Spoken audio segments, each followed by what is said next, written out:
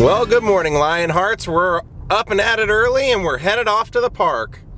Let this guy go run out his legs, have some fun with his buddies. Well, it's been a few days since we've been here. It's not quite that hot yet, but it's gonna get there. I can feel it already.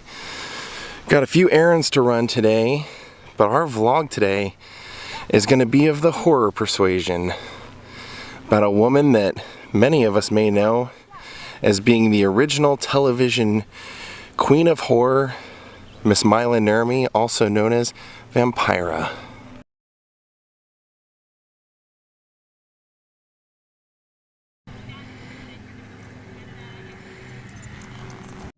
Well, as you can tell, they're filming something out here.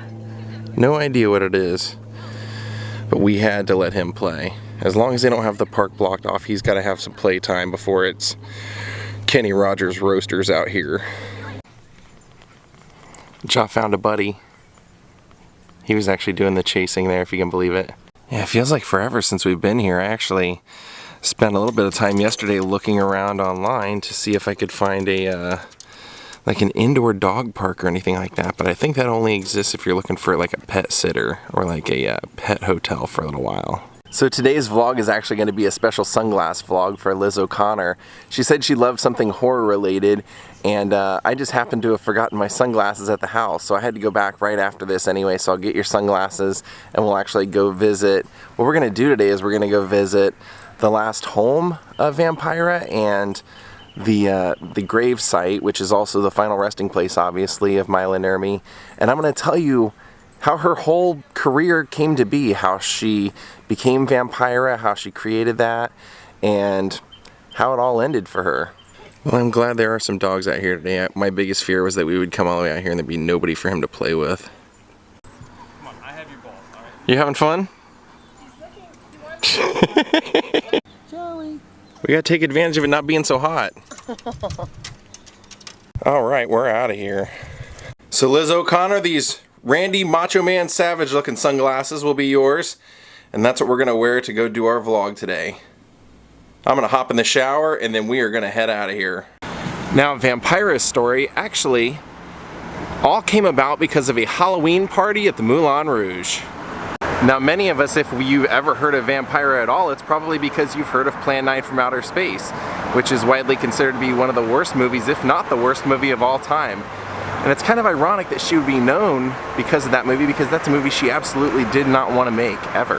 Now, MAILA NURMI was not always the dark-haired, beautiful, glamorous horror star that we knew her as, at least not in her eyes. She described herself before that as being a blonde, anorexic, ugly, starlet, cheesecake pinup model, until that night she went to the Halloween party.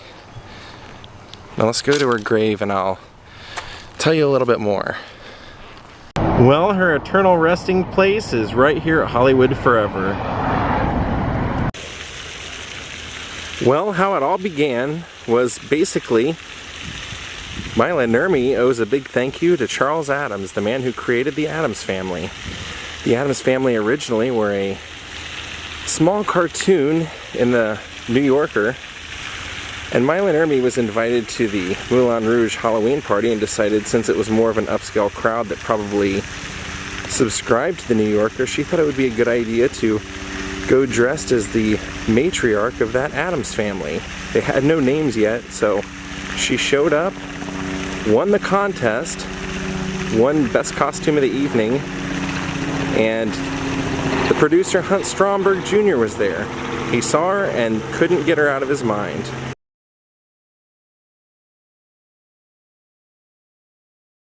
So MAILA NURMI had won that contest. Here's her grave, incidentally. She had won the contest and didn't think anything else of it. And then a couple of months later, she got a phone call from Hunt Stromberg Jr. saying, "Come in costume with what you were wearing at the Halloween party. I think we can do something." So she went in there and he said, "You know, let's do something like from the Addams Family, but I don't want to use the rest of the family. We'll just use you and just steal it." And she said, "No, no, no, no.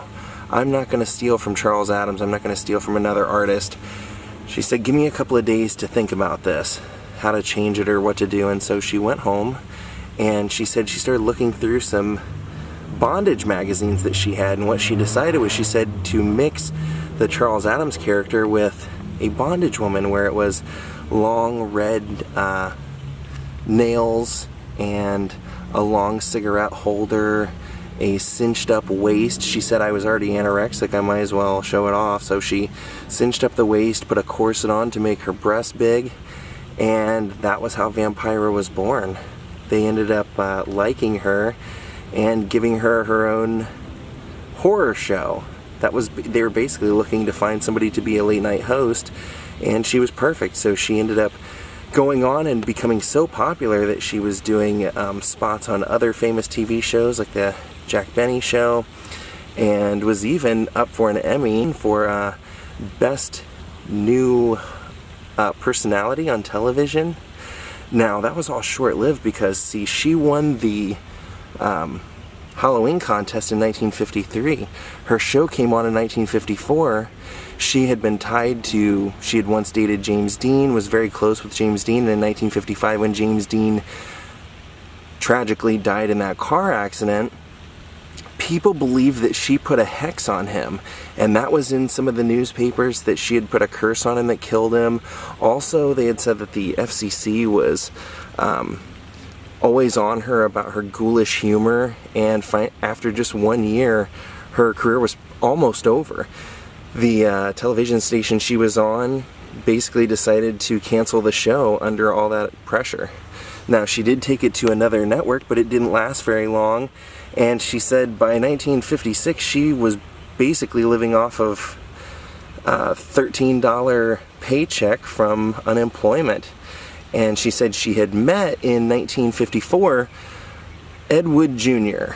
Now, she said when she first met him, it was actually at Bela Lugosi Jr.'s birthday party, his 16th birthday at Forrest J. Ackerman's house. Now, we've vlogged Forrest J. Ackerman before, so you can go back and find out about him on my past vlogs, but she said she met him there, and she could tell that he was pretty pathetic. She said he was one of those people that didn't know his own shortcomings, and it was kind of sad. So she said throughout the time that I had been building myself up with my TV show and everything, she said there were major studios that were interested in working with me, and he released a statement in 1954 saying that he was hoping to have me star in his next movie, which was going to be Grave Robbers from Outer Space. And she said he was basically trying to pull me back down into the muck after everything that I'd worked through to get out of this. So she said I had no intentions of doing it, but she said by 1956 and 57, she said I wasn't working at all, and anything was better than nothing. So she said Paul Marco showed up at my door and said that he had a script for me to read, and I was more than willing to listen. And then he said it was Ed Wood, and I thought, gosh, no way, there's no way I can do an Ed Wood movie. But she said I really needed the work. So she ended up making the movie, and we're going to go over and see where they filmed that movie. Now, she was throughout her life also tied romantically with Orson Welles, because she was kind of the other woman. Even though she had been married when she first became Vampira, her marriage was over, and in between the time when Orson Welles and Rita Hayworth would be breaking up and getting back together, MAILA NURMI would be the woman that Orson Welles came to. And after he divorced Rita Hayworth, he also went back to her, and she said the first time that he saw her completely naked when they were about to be intimate, he said, "Magnificent carcass." And she said she laughed out loud. She thought that was one of the funniest things she'd ever heard. Now, unfortunately, like I said, she's kind of known for Plan 9 from Outer Space, even though at one time she was the biggest thing on television. And if her look looks familiar, she did in fact sue in the 80s Elvira for stealing her gimmick, and unfortunately she lost. So let's go see where Plan 9 was filmed. And Elizabeth, I'll put your sunglasses right there. And then we'll take them to our next location with us. Look at all the lipstick prints and everything all over her grave. Now, Vampira said that Ed Wood wasn't even a B-list director or movie maker back then. She said he was so far down the list, she said you wouldn't have called him anything but a Z-list. We were talking like 5-cent movies on the production, she said. Well, right back here in this dark building was where they filmed Plan 9 from Outer Space. It's never been open any of the times I've been over here in 10 years. I think they're renovating it. Let me ask. There's nobody here, but turning it into studios. Yeah, it was actually in this building that they filmed all of the interiors for the entire movie, other than Bela Lugosi's scene at his house. Everything else was filmed inside this studio.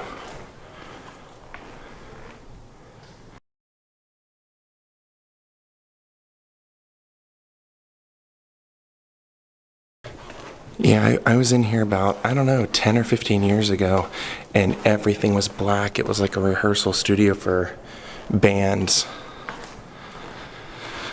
So that probably would have been some of the original black paint and everything. You can at least see that.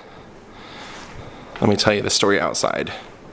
So Vampira said that she never got to see this movie, not until 1980. She said that after they made the movie, she knew it was going to be bad, but she wanted to go see it, and she agreed to go see it at the premiere at the Carlton Theater. But she said when she was taken there, every time they would try and take her onto or out to her seat, they would see her small form with the big form on TV or up on the big screen, and everybody would start screaming and making noise, laughing and stuff, and they didn't know why.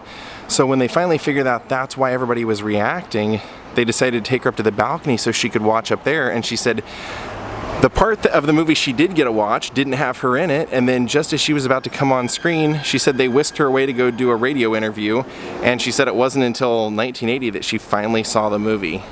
And that's how I actually found out about Vampira myself, was through Plan 9 from Outer Space. Yeah, it was back in here, right up through this alleyway. You never would have known it, but there were some workers working back in there, so could hear people talking, but I couldn't find anybody. But a little Ed Wood tie-in when we did our tour with Scott Michaels on that vlog at Dearly Departed. He brought us for a tour out here, and he was showing us that it was actually right up and down here that in Glen or Glenda, Ed Wood is walking in his dress and the blonde wig and everything. You can actually see the that furniture store. You can see that building. He's walking past there looking at things in the window, kind of window shopping. Now next I'm going to take us over to her last apartment where she passed away. Now Vampira never even actually had a relationship with James Dean. They were just friends. She did have a year-long affair with Marlon Brando, but it's kind of crazy to think that the woman who successfully first married sex and death had her career ruined for a friendship. And sadly, she said she never really made any money off the character, even though she did retain all the rights to Vampira. She said during the making of the show for that year, she said, I made $59.61 per week, and I spent that all on makeup, taxi rides, and wardrobe. And other than Liberace hiring her one time, she never worked as Vampira again.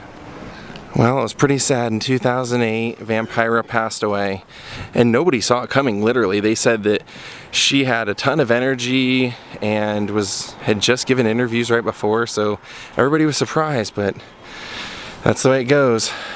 This was her last apartment. It was actually the third one back, and sadly they said that when she was found, her body was decomposed, her cat was dead beside her, and she was sitting on her couch with her legs propped up in a lawn chair. Pretty sad way to go.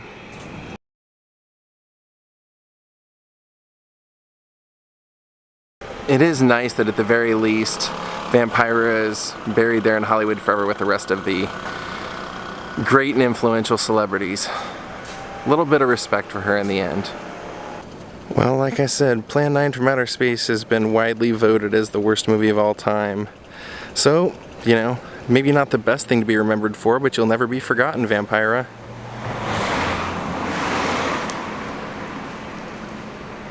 Well, good evening, my friends. I wanted to thank Lisa and Randy Hanberry and Greg Applegren for becoming my newest Patreons. And Patreons, since I couldn't include the Grateful Dead concert or the Dead & Company concert in yesterday's vlog, on Patreon I posted a special Patreon-only Dead & Company concert vlog.